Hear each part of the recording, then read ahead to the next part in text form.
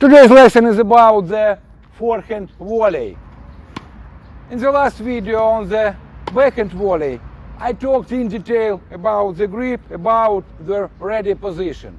In short, you need a continental grip, the index finger is spread.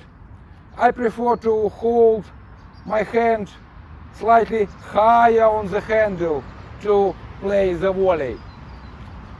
You need an athletic stance, keep the wide base, stay low,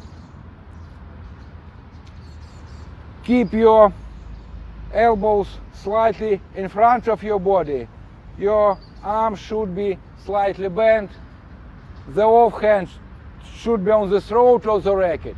Stay relaxed, feel the weight of your racket in your ready position.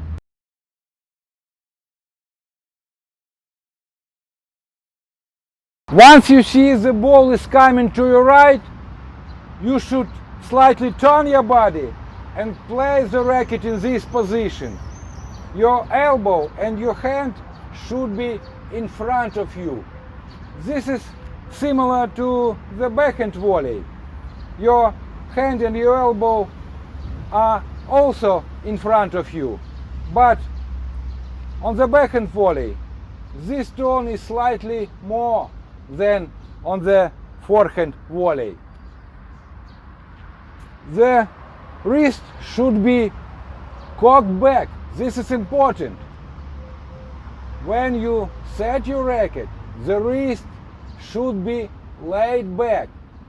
The head of the racket should be higher than the grip, and the racket should be tilted. This tilt depends on the speed of the approaching ball. If the ball fast, this tilt is smaller. If the ball is flying slower, you have time to make this tilt bigger to add power to the shot. When you start learning the volley, you should understand that the volley is a deflection shot. Your goal is to set the racket in path of the ball and redirect the ball to your opponent. Mainly use the energy of the ball. It flies. Once again, this motion should be very compact, and this motion is very similar to as if you were catching the ball. If you are a beginner or if you are struggling with the forehand volley, I suggest you to work on catching the ball. You can work on catching against the wall. Throw the ball, catch it. Make sure your elbow, your hand are in front of you. Throw, catch. Also make sure you are in balance on your right foot or on your left foot. So, elbow and hand are in front of you and you are in balance on your right foot or on your left foot. Later on, when we start learning footwork, we need this loading. Avoid this step across. When we have time to step into the ball, we need to take an adjustment step like this. This is why we need to learn this catching, loading our right foot. So, take an adjustment step and then take a step forward while hitting the ball.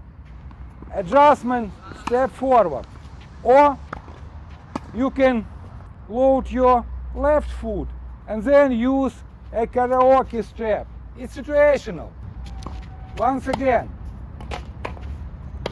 throw the ball, catch it, make sure you are in balance and your and you load you feel your weight on your right foot or on your left foot. When it comes to the volley, you can play the volley, the forehand or the backhand, without stepping forward at all. Just play from your right foot or from your left foot. But again, you should be in balance and your weight should be on your right foot or on your left foot. Avoid this thing when you catch the ball and your weight is distributed evenly. In this case,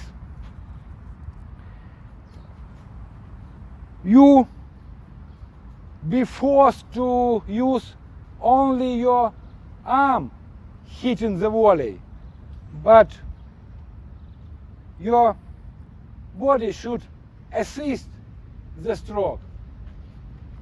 It's minimum, it's not like you do on the forehand, but again, your body should be involved in hitting the volley. So, learn this catching and feel your weight on your right foot or on your left foot. You should make this compact swing during the shot. The tip of the racket catches up the handle, and at the moment of contact you should stop the racket. But the racket has inertia and the racket continues to fly a bit after contact. But after contact, the head of the racket and the handle should go as a unit, like this. On the finish, the racket should be relatively square and the tip of the racket should be pointing towards the side fence. The wrist should be laid back during this whole motion. On the forehand, to generate a heavy topspin, the wrist should be laid back at the moment of contact, but it goes from the cocked position to a neutral one during contact, and the string of the racket face towards me in this phase of the swing. And this feels like I'm throwing the tip of the racket during the contact. But again, on the forehand volley, the wrist should be laid back during the whole motion. This is very, very important. Once again, the volley is an art of deflection. There is a exercise that will help you achieve this. I have my students to say the word stop loudly while making contact with the ball, stopping the racket at the moment of contact. It applies to both the forehand and backhand volley. Stop. Stop. Stop. Stop. Stop. Stop. In the ready position, and when you make this first move, your arm, your hand, your wrist should be relaxed to make this motion quicker and set the racket precisely.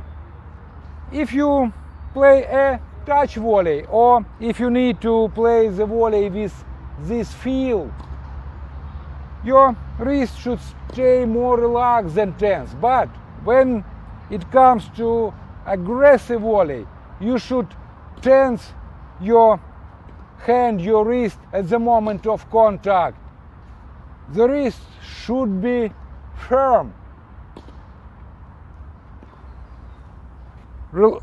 Relax, relax, tense. Don't allow the tip of the racket get ahead your handle. Don't bring your racket down too far like this. Learn this compact motion. Don't forget, the volley is an art of deflection. You can do it.